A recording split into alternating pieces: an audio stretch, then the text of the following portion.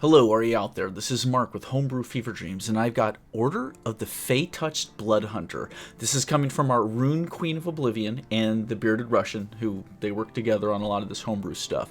So ultimately, this is for the Blood Hunter class, if you know what that is. A little Critical Role themed creation, I guess, of the Mr. Mercer.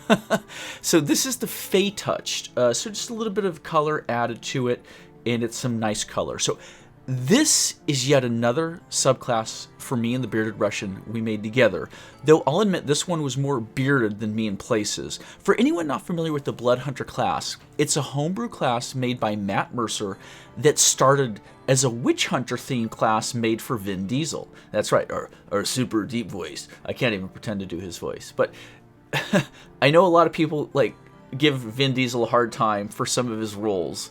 But he's also a pretty well-known voice actor because the range of his voice is so insane, such as Groot from Guardians of the Galaxy, but also the Iron Giant, which was the animated movie, much beloved by many people. But yeah, it makes a lot of sense that Vin would get together with Matt in the Critical Role group because they're all voice actors. So that's where that connection comes from. It wasn't just like that, Vin Diesel is just like, oh, I want to get in on this. It's like, yeah, no, I played D&D when I was growing up, and I'm a voice actor like you guys. So that's that connection, for anyone who didn't know.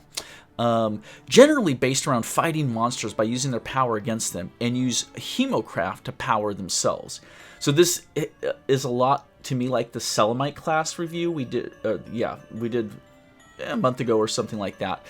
A lot of themes are similar, but anything that deals with blood is going to have that kind of similar. It's going to be eaten into hit dice, exhaustion, things like that, banes, boons. But this is a nice touch. Order of the Faetouched comes from the concept built around a homebrew setting our group has where drow were cursed by dark fae in the ancient past. While they eventually freed themselves, that taint never quite left their blood. As such, I came up with the idea of a blood hunter order that could tap into that kind of curse. I further tapped more into the idea of fae and deals that incorporated aspects of the idea of a Faustian bargain into the concept. And then I just sat on it for a while, did some work on it, finished it a few weeks ago, and gave it over to Bearded to refine. And yeah, he made a better version than I did. Still keeping to the idea of Faustian bargains, I think it came out very well. I hope you all like it. That's right. And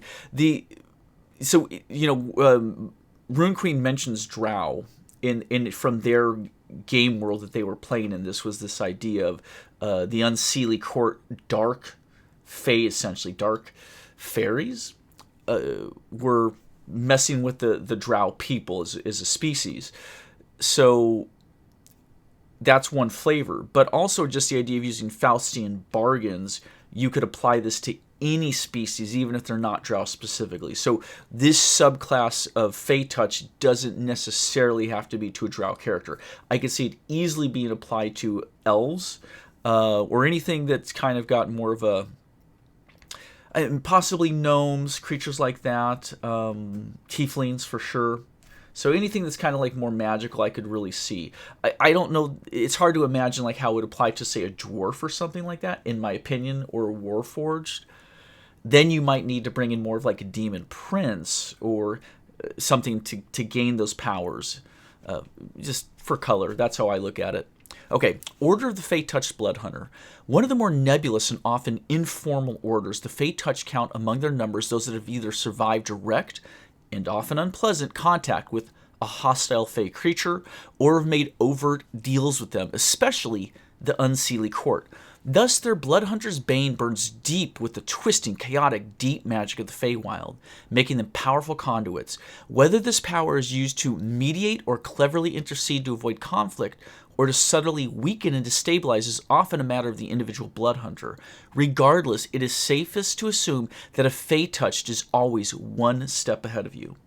Interesting thing about the Fae is all the sentient creatures in the Fae are wildly powerful, at least as it pertains to mortal creatures. So, you might have a little fairy or pixie in the Fae that is just a tiny little dot compared to the more powerful members of the Seelie and the Unseelie court. But relative to mortal humans, a basic little average pixie can easily charm and beguile a human or dwarf or a halfling or something like that. So their powers as it relates to the mortal world are greatly amplified. And I think that's why they are, I always view it as the reason they're so interested in messing with the affairs of mortals is that they are immortal, all of them. None of them die, essentially. So they have all the time in existence, all the time in the world to meddle in the affairs. And I think because their powers are so magnified in our mortal world, the material plane, that it really behooves them to make these powerful conduits. Any mortal they can charm and get to do their will essentially lets them reach a hand into the material world to move things around and puppet them. Not just for their own crazy personal gain, but just for entertainment, if nothing else. A great book on this stuff is Jonathan Strange and Mr. Norrell, written maybe 10, 20 years ago. So it's a modern novel, but it is essentially a turn of the century, so like early 20th century, 19 teens kind of thing, World War I era. It's almost steampunk, but it's more based in our real world, and it's a little bit after the Victorian age, but it just has that feel. It takes place in England and Scotland and a bit of Europe, and it is just an amazing look into what a real magician in our real world would have to do to gain magical powers. And it deals with the Seelie, the Unseelie court, the Raven King, not the Raven Queen in that one. I've been waiting for a sequel. Please, write another novel. Let's keep going. Heart of the Wild. When you join this order at 3rd level, you learn to direct a portion of your hemomancy towards subtler pursuits. You can cast Speak with Animals or Speak with Plants at will, without expending spell slots or requiring material components. Once you have used this feature to cast one of the 2 spells a number of times equal to your intelligence modifier, you cannot do so again until you complete a long rest. So that's a nice touch. There's a lot of versatility there. Bear in mind that Speak with Animals and Speak with Plants does not let you control or befriend them, all right? You can just talk to them, and in general, because they are plants and animals, they're not going to be favorable to you just because you can talk to them. So just a fair warning out there to players and DMs, this isn't just like, oh, I pet the wolf and tell it he's a good boy. It's like, no, the wolf's instincts, and that's part of the thing about the Fae, is that it's all about that chaotic is their nature. Just like for a wolf, it is their nature to hunt down the animal that is the sickest and the weakest. For a plant, it is their nature to turn towards the sun and want water. They're not trying to befriend you. That's not their interest. Okay. Also, at 3rd level, you gain the ability to tap into the chaotic power of your Bane to draw upon similar abilities to the Fae themselves. However, as with all deals made pertaining to the Fae Wild, there is always a catch. In action on your turn, you may agree to a dark bargain, gaining one of the following benefits of your choice. So 3 options here. When you would deal damage to a creature that is not undead, Fae, or construct with your Crimson Right, you have advantage on the roll. So you'll need to know what the Crimson Right is from the Blood Hunter class. Second option, you're treated as though you're under the effect of Pass Without Trace. Nice. You guys know the spell. And thirdly, you gain a bonus on all charisma checks against creatures that you can see. This bonus is equal to your intelligence modifier. Super situational, really lends itself to great roleplay scenarios. There's a lot of non-combat in there, which I like. I like things that allow you to roleplay because it's a role-playing game, not a combat simulator. Okay. Now, here's the dark bargain portion. This is what you're paying to get this ability.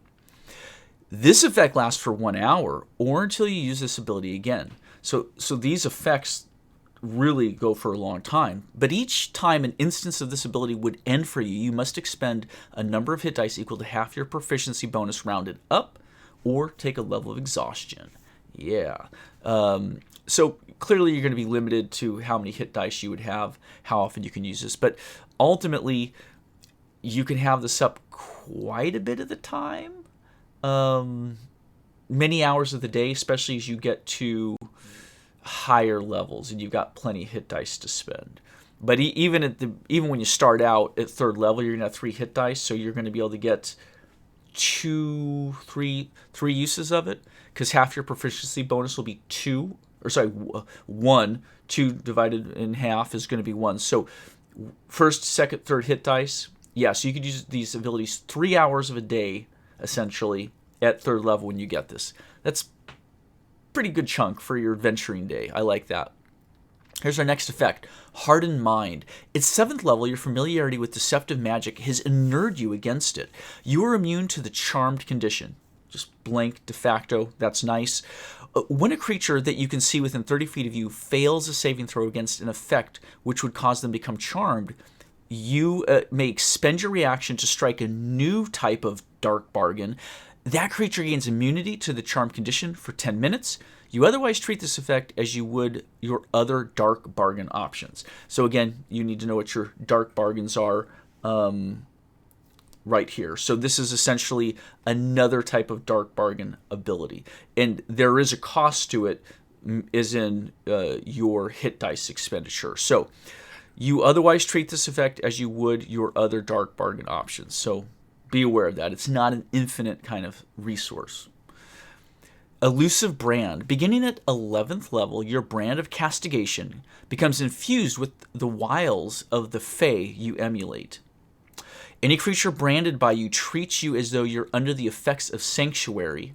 This effect persists for the duration of your brand, regardless of your hostile actions towards this creature.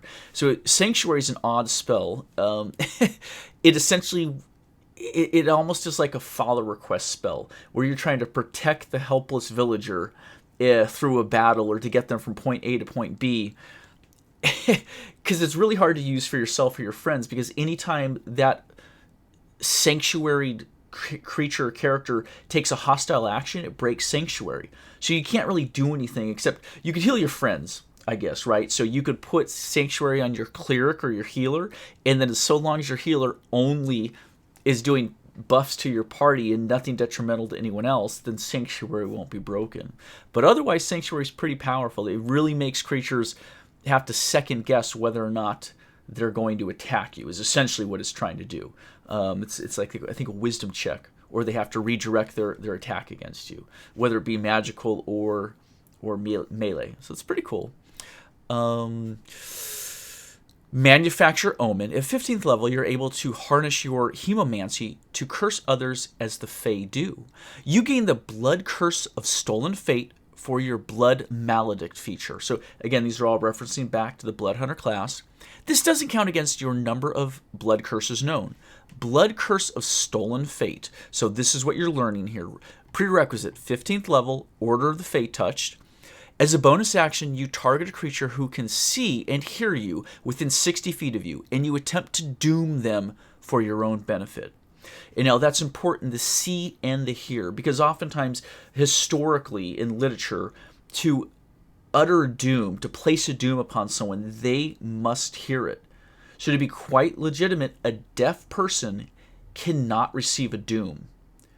So you know, seeing them is one thing, but or them seeing you is one thing, but them being able to hear you is really the most important thing, because you literally say, I place a doom upon you and your children for 3 generations that such and such shall happen.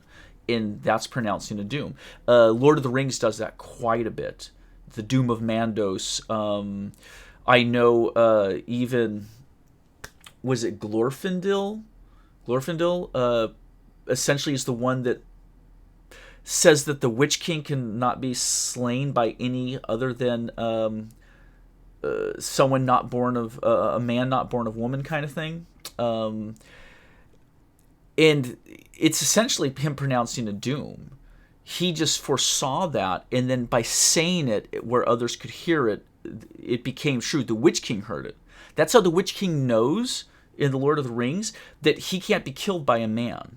That's what. It's not like Glorfindel says this to some people over cups, and he's like, I don't think anyone can kill that dude except, no man's ever going to kill that guy. The Witch King would never hear about that, but he pronounced that on the field of battle while one of the kings of Aenor, I think, was fighting against the Witch King in open combat. And this was when the lands of the north fell. right? So Gondor survives to the south, but there used to be men of the north. Aragorn's people, his kin, used to rule the northern lands of Middle Earth. But the Witch King came in and over thousands of years killed off city-state by city-state and got rid of the whole line up there. But at any rate, that's a version of a doom, essentially, that one very powerful elf pronounced, and it became true because he said it. It's the power of words. So I'll continue. That creature must succeed on a wisdom saving throw or fall under the effects of the Bane spell for 1 minute. If a creature fails its saving throw by 5 or more, it instead suffers one effect of your choice from the options in the Bestow Curse spell for the duration. So it's one or the other. They're going to either suffer from the Bane, or if they fail by too much, they instead suffer from Bestow Curse, but not both. A creature that succeeds on its saving throw is immune to this blood curse for the next 8 hours. I would maybe make that 24 hours. I don't know where the 8 comes from, if that's a theme, but in general, I thought usually for the next day is how that usually works in D&D, like in the Monster Manual. You gain that resistance for the whole day. So I would just stay with whatever the D&D books do, personally. Just a quick note on that, but I don't think it matters too much. Amplify. This is an amplification of the Blood Curse of Stolen Fate. If your target fails its saving throw against this blood curse, you can choose to either regain expended hit dice equal to half your proficiency bonus rounded up, or remove a level of exhaustion. And finally, your capstone for this class here, Lift the Veil. Starting at 18th level, your efforts to master the Fey magics that afflict and empower you finally pay off, and your eyes are truly open for the first time. You gain True Sight to a range of 30 feet, permanent, on all the time. Super nice touch.